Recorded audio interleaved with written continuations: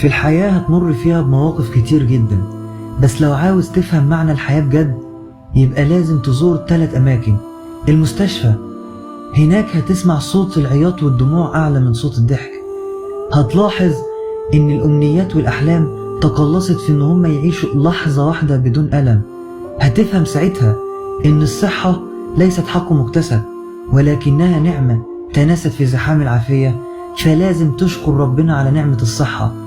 السجن من الأسوار العالية، هتفهم فعلا إن السعادة الحقيقية ليست في المال، ولكنها في إنك تعيش حر في جسدك وفي فكرك. هتلاحظ إن الحرية هي عبارة عن أحلام في منام المسجونين.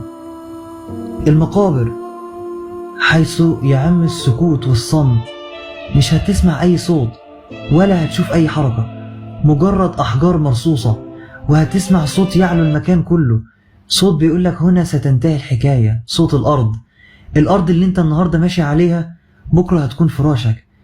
فما تستدعيش ان احنا نعمل خصومات وعداوات ونحقد على ده، بل نعيش في تسامح ونعمل الخير، لان هي كل حاجة هتنتهي في المقابر.